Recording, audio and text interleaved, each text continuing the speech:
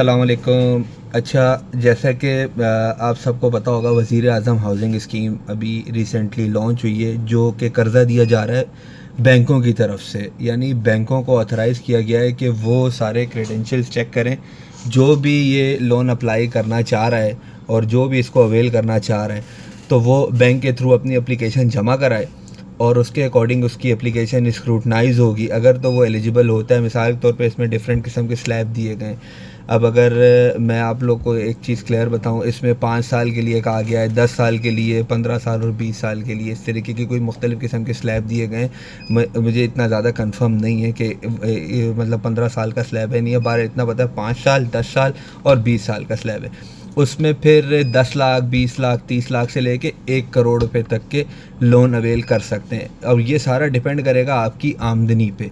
अब जो salaried class person है, जो सैलरी से बिलोंग करते हैं, उनकी एक पर्टिकुलर सैलरी आ रही होगी किसी न किसी ऑर्गेनाइजेशन के थ्रू, जो कि रिफ्लेक्ट करेगी उनकी जो बैंक की स्टेटमेंट में, ठीक है। उससे वो बैंक वेरीफाई करेगा कि भाई वाकई इसकी ये सैलरी आ रही है, या अभी इसको कितना टाइम हो गया ज्वाइन करने में, जो भी बैंक टू बैंक उनके प्रोसीजर्स होंगे। अब गवर्नमेंट ऑफ पाकिस्तान ने बैंकों को ऑथराइज़ किया है, तो बैंक अपनी स्क्रूटनी पूरी करेगा। अब कुछ लोग ये बातों का सवाल कर रहे हैं कि जी ये कैसे होगा और ये हमें मिल जाएगा। हर कोई ये समझ के बैठा हुआ है कि उसे 1 करोड़ मिलेगा, ऐसा नहीं है। अब क्या होता है, आप बैंक के पास जाते हैं, आप कहते हैं जी मुझे ये लोन चाहिए, वज़ीर आज़म आसान घर हाउसिंग स्कीम का, जो भी वज़ीर आज़म शहबाज शरीफ ने एक लोन अनाउंस किया अपनी पब्लिक के लिए, यानी पाकिस्तान की आवाम के लिए। अब सैलरी पर्सन भी ले सकता है, बिजनेसमैन भी ले सकता है।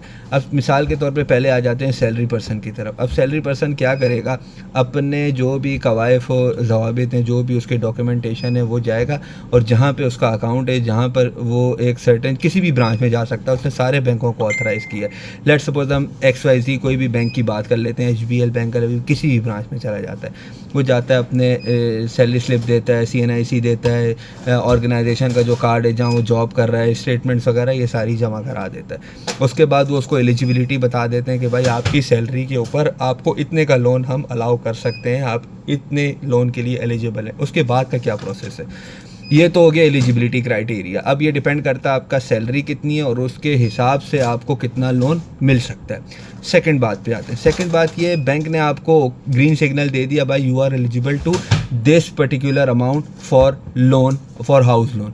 अब आपने क्या करना है, अपनी टेरिटरी में, अपने सर्कल में रहते हुए जितना एलिजिबिलिटी आपको बताइए उसमें रहते हुए आपने अपना घर ढूंढ लेना है। अब घर ढूंढा, अब घर ढूंढने के बाद क्या होगा, आपने वो उससे उसकी रजिस्ट्री या जो भी घर का डॉक्यूमेंट है, ओनरशिप के डॉक्यूमेंट है, वो ले लेने। वो ले लिया, उससे उसकी कॉपी ले लिया, उसके साथ टोकन कर लिया कि जी मैं आपका घर ख़रीदना चाह रहा हूँ, जिसको एक कच्चा टोकन कहते हैं। एक छोटा सा स्टैम्प करा लिया कि भाई मैं इंटरेस्टेड हूँ आपका घर ख़रीदने में। ये उसका एक छोटा सा स्टैम्प करा लिया, उसको 50-60 हज़ार, लाख, जितना भी छोटा मोटा स्टाम्प होता है, उसको कच्चा टोकन कहते हैं, वो एक टोकन करा लिया। या किसी स्टेट एजेंट के थ्रू करा लिया, या खुद डायरेक्टली इन्वॉल्व हो गए। बेहतर है किसी स्टेट एजेंट को इन्वॉल्व कर लें ताकि धोखा और फरेब से बचें। उसके बाद ये सारे डॉक्यूमेंटेशन आप लेके जाएंगे किसी लीगल फर्म के पास, जिसको बैंक ने ऑथराइज़ किया होगा कि भाई इस लीगल फर्म के पास जाओ, और इसका लीगल ओपिनियन अगर आता है, ग्रीन सिग्नल देता है कि भाई हाँ इस पर्टिकुलर प्रॉपर्टी के ऊपर आप लोन ले सकते हैं, तो आप उस चीज़ के लिए एलिजिबल हो जाओगे। अब जब आप उसके पास जाते हो, आप उसको मकान की रजिस्ट्री देते हो या मकान के कोई ओनरशिप डॉक्यूमेंट देते हो, उसके बाद लीगल फर्म आपसे मज़ीद डॉक्यूमेंटेशन मांगता है। अगर मैं लाहौर की बात करूं, यानी पंजाब साइड की बात करूं, बेसिकली लाहौर से मेरा ताल्लुक़ है, तो अगर मैं लाहौर की बात करता हूं, तो लाहौर में क्या होता है, वो आपसे एक शजरा मांगते हैं, आपसे इंतकाल मांगते हैं, फ़र्द मांगते हैं, और मतलब डिफरेंट डॉक्यूमेंटेशन होती है रिलेटेड टू। अगर वो LDA की प्रॉपर्टी है तो उसकी कोई डिफरेंट डॉक्यूमेंटेशन होती होंगी, NOC होते होंगे, LDA के लेटर्स होते होंगे।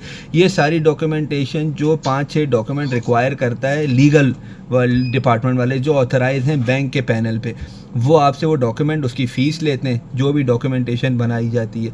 उसके बाद वो लीगल ओपिनियन देते हैं। लीगल ओपिनियन यानी ये प्रॉपर्टी हर किस्म के एरर से, हर किस्म की विरासत से, हर किस्म की चीज़ से पाक है, बैंक इसके ऊपर फाइनेंस कर सकता है।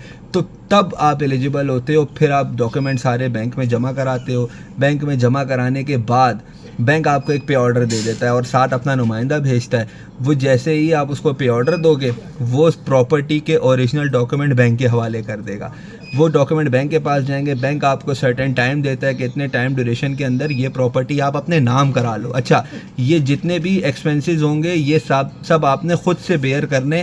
बैंक सिर्फ घर की मालियत का पे ऑर्डर बना के देगा जिसके लिए आप एलिजिबल हो, जो जिस ब्रैकेट में आप आते हो सिर्फ उसका पे ऑर्डर बना के देगा।